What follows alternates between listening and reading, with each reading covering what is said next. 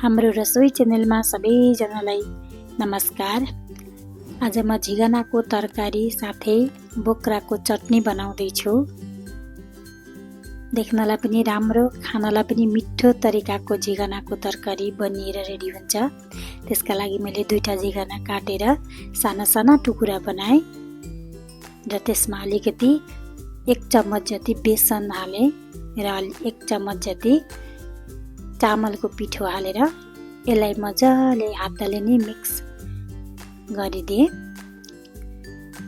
यो झिगनाको पानीले नै यो चामलको पिठो र बेसन मजाले सोच्दछ। अब एउटा कराई बसाएर कराई तातेपछि मैले अलिकति तोरीको तेल हालेर सानो चम्मचको 1 चम्मच जिरो, प्याज चाहिँ अलिकति ठुला ठुला पिस पारेर काटेर एकछिन चलाम प्याजलाई।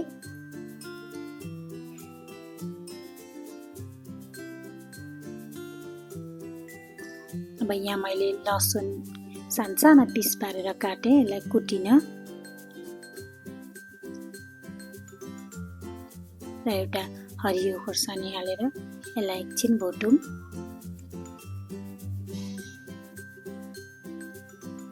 धेरै बेर भुट्नु पर्दैन प्याजलाई। अब यो झिगनालाई यी हालिदिएर मजाले चलाइदिउँ।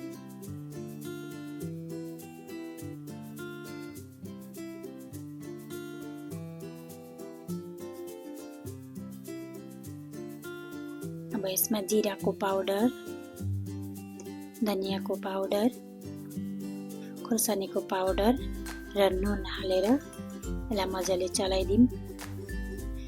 अगाडि आमाले झिगना पकाउँदाखेरि भान्साघरमा पस्न मन लाग्दैन थियो। अहिले यसरी पकाएर हेरौँ, साह्रै राम्रो हुन्छ खान। बेग्लै तरिकाको झिगनाको तरकारी छोप्दै पकाउँदै गरौँ, तल टाँसिन सक्छ र चलाइरहनु पर्यो बिचबिचमा। मजाले सबै मिक्स भइसक्यो।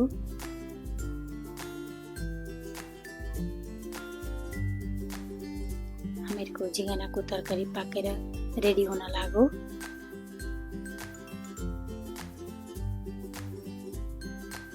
झिगनाले आफै पानी छोड्दछ र यो झिगना आफै राम्ररी पाक्दछ।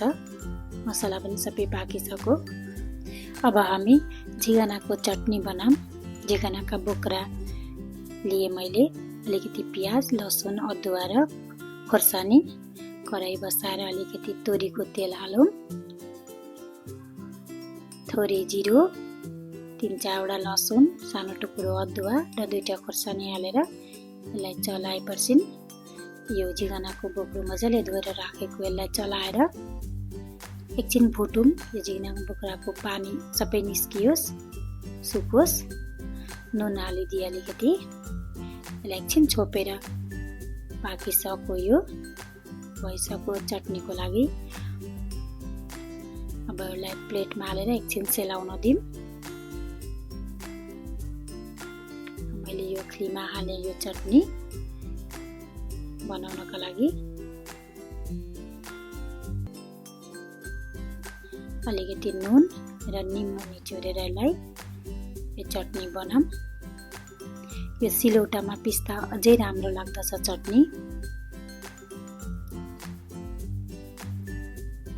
झिगनाको बोक्राको चटनी पनि बनिएर रेडी भयो।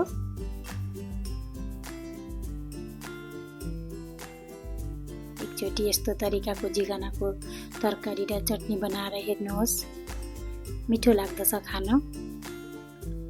हाम्रो रसोई च्यानललाई लाइक, कमेन्ट, सब्सक्राइब जरुर गरिदिनु होला। सबैतिर पुर्याइदिनु होला।